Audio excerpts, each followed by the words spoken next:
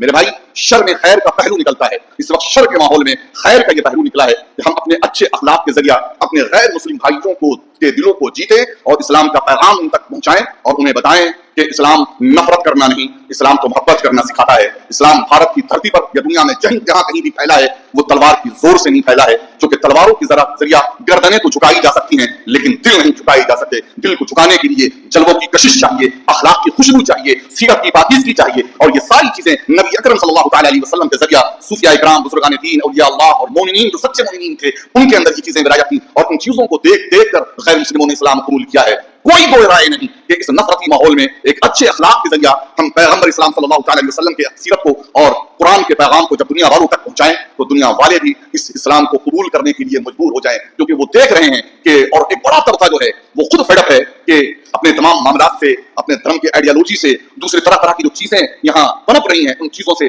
بے سکونی کے شکار ہیں، اور کہیں نہ کہیں ایک دنیا سکون کی بتلاشی ہے. چنانچہ یورپ اور امریکہ کی بات میں کروں تو ایک بڑا طبقہ بڑی تیزی کے ساتھ اسلام قبول کر رہا ہے، کیونکہ بھارت کی طرح وہاں جبر کا معاملہ نہیں ہے اور آزادی ہے، تو ایک بڑا طبقہ بڑی تیزی کے ساتھ اسلام کے حقیقی حسن کو اور خوبصورتی کو دیکھ کر وہ لوگ اسلام قبول کر رہے ہیں. آکسفورڈ، کیمبرج اور دیگر بڑی یونیورسٹیوں میں یورپ و امریکہ کے آپ کو ایسی خواتین مل جائیں گی، ایسی لڑکیاں مل جائیں گی جو سر تاپا حجاب میں ہیں. ایک طرف ہم بھارت میں دیکھتے ہیں کہ ہماری بچیاں کالجز میں جا کر حجاب کو کہیں بیچ آتی ہیں اور حجاب کا سودا کراتی ہیں اور حجاب اتر جاتا ہے. دوسری طرف یورپ و امریکہ کا حال یہ ہے کہ غیر مسلم خواتین اسلام قبول کر رہی ہیں اور پوری طریقے سے پاک حجاب ہو کر وہ اسلامی تعلیم حاصل کر رہی ہیں اور پھر وہ اسلام کا ڈیفینڈ کر رہی ہیں، اسلام کا دفاع کر رہی ہیں اور اسلام کی تعلیمات کو غیروں تک پہنچانے کی کوششوں میں لگی ہوئی ہیں. تو یہ وہ دور ہے کہ جس دور میں ہم سب کو سب سے پہلے خود سچا پکا مسلمان بننا ہوگا، اپنے گھروں میں اسلام لانا ہوگا، اسلامی تعلیمات کو اپنانا ہوگا. آج مجھے افسوس سے کہنا پڑتا ہے کہ جہاں ایک طبقہ جاگ رہا ہے، بیدار ہو رہا ہے، وہیں ایک پھر بھی ایک بڑا طبقہ خواب غفلت کا شکار ہے.